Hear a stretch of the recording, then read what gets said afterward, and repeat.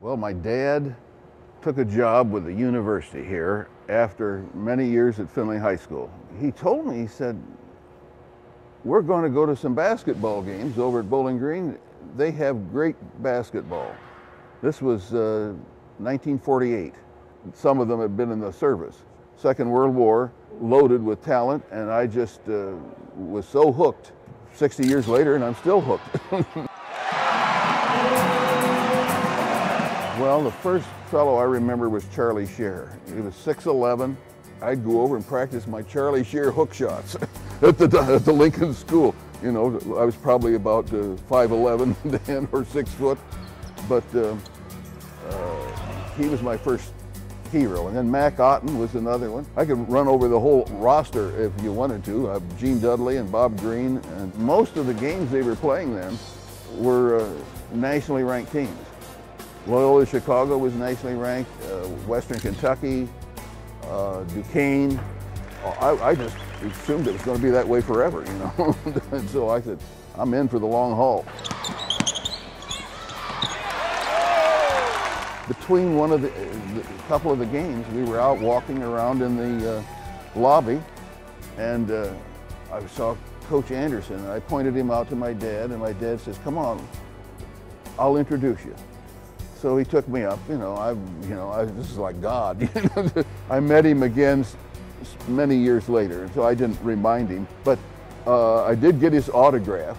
Hillsdale was the first game here. Nate Thurman was playing very gangly, not polished like he became. I knew he was going to be good. He was the third player drafted, and Bowling Green was playing ranked opposition, and he was really good.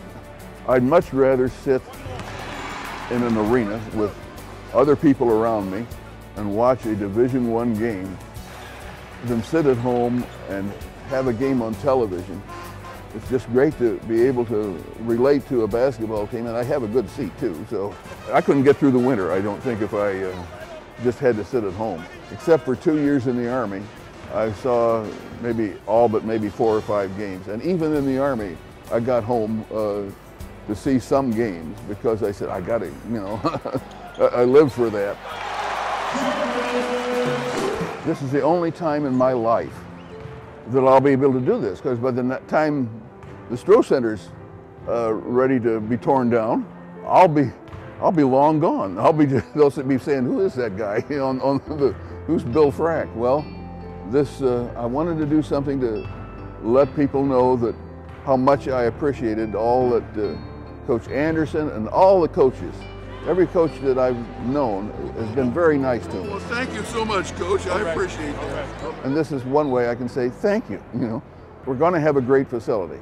You can tell that we need more help for recruiting, for scheduling, and I can't take it with me. Maybe I can set an example. Maybe somebody else will say, I could do something like that. And I can picture sellouts as common.